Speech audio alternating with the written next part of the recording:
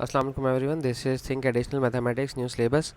और हमारे पास है उसका एक्सरसाइज 10A क्वेश्चन नंबर 6 हम कर रहे हैं। कहते हैं इफ़ ज़ीरो से जो थीटा है वो 0 से 2 पाए है। देखें यार, मैं एक छोटी सी चीज़ आपको समझाना चाहूँगा यहाँ पे। पता नहीं शायद मैं समझा भी पाऊँ सही से या नहीं।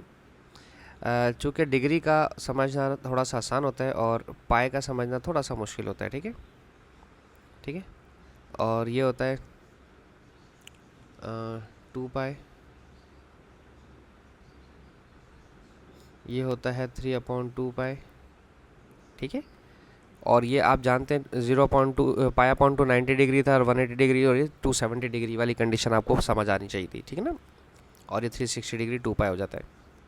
अभी जो रेंज इन्होंने हमें दी है वो दी हुई है पूरा कंप्लीट सर्कल 0 से 2 पाई। 0 से 2 पाई का मतलब है कि 360 डिग्री पूरा एंगल कंप्लीट है। लेकिन ऑप्शन नंबर ए के अंदर अगर आप आते हैं, थोड़ा सा ना इसमें हमको थोड़ा सा विजिलेंट होना पड़ेगा। थीटा मालूम करना है, आपके बी है आपके पास, और ये फर्स्ट क्वाड्रेंट के अंदर है। फर्स्ट क्वाड्रेंट के अंदर का मतलब क्या है कि आपके पास ये π/6 है इस तरह से। ठीक है। तो अब अगर ये ऑलरेडी फर्स्ट क्वाड्रेंट के अंदर है तो इसको चेंज करने की ज़रूरत नहीं है। तो अगर आपके पास अल्फ़ा फर्स्ट क्वाड्रेंट में है तो आप इसको बी को π/6 ही लिखा रहने दें। ठीक है, कोई टेंशन की इसमें फ़िलहाल बात नहीं है। ऑप्शन बी पर आए। ऑप्शन बी का कहते हैं कि अल्फ़ा जो है π/5 और सेकंड क्वाड्रेंट में। तो सेकंड क्वाड्रेंट तो मेरा यहाँ पर होता है। ठीक है। और ये यहाँ पर है तो यकीनन ये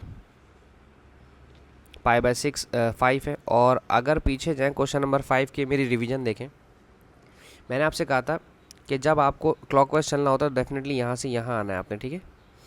तो फिलहाल मुझे ये वाला जो है ये रिक्वायर्ड नहीं है। टोटल 180 डिग्री में से 180 डिग्री में से ये पूरा 180 डिग्री यहाँ से लेके यहाँ तक ये 180 डिग्री। ठीक है। और मुझे ये रिक्वायर्ड नहीं है, तो जो चीज़ मुझे रिक्वायर्ड नहीं है उसे 180 डिग्री में से माइनस कर देंगे। ठीक है। और फिलहाल हम यहाँ 180 डिग्री की तो हम बात ही नहीं करें, हम बात करें पाई की। तो अब आप सेकंड क्वाड्रेंट में मालूम करने के लिए पाई में से माइनस कर देंगे इस π/5 को। ठीक है। तो ये हो जाएगा 5 × 5, 5 में से 1 माइनस हुआ तो 4/5 पाई। ठीक है। अब अगर हम बात करते हैं ऑप्शन नंबर सी की, तो सी कहते हैं थर्ड क्वाड्रेंट के अंदर है और अल्फ़ा है आपके पास 2 π/9। ठीक है। थर्ड क्वाड्रेंट मेरा यहाँ पर है। ठीक है। और ये एंगल है मेरे पास, और ये है 2/9 और पाई। अब मुझे, आपको याद होगा क्वेश्चन नंबर 5 में मैंने बताया था ये क्लॉकवाइज एंटी क्लॉकवाइज चल रहा है, तो मुझे यहाँ 180 तक और फिर 180 से ये आगे का भी एंगल रिक्वायर्ड है। ठीक है। तो अब मैं जो काम करूँगा वो मैं काम ये करने जा रहा हूँ कि मैं 180 में इसे प्लस करूँगा। ये जो कंडीशन है मेरे पास ये पूरा क्वाड्रेंट आ गया 90 से 180 तक, और 180 से आगे फिर ये मज़ीद ये और फर्दर आगे गया है। तो मैं 180 का मेरा पाई कहलाता है, उस पाई में मैं इसको ऐड करूँगा 2/9 पाई को। ठीक है। 9 × 1 = 9, 9 10 11 11/9 पाई। ये आप चाहें तो कैलकुलेटर से भी कर सकते हैं, चाहें तो आप मैनुअली, मैं एलसीएम के तरीके पे भी जा रहा हूँ। अच्छा, बी यानी कि फोर्थ क्वाड्रेंट में मतलब ये हुआ कि आपका एंगल यहाँ पर है और वो है 3/4 पाई। ठीक है। ये है 11 पाई है, तब मैंने गलती से 4 पढ़ा। और मैंने आपको बताया था कि जब फोर्थ क्वाड्रेंट में होते हैं तो 360 में से माइनस करवाते हैं। ठीक है।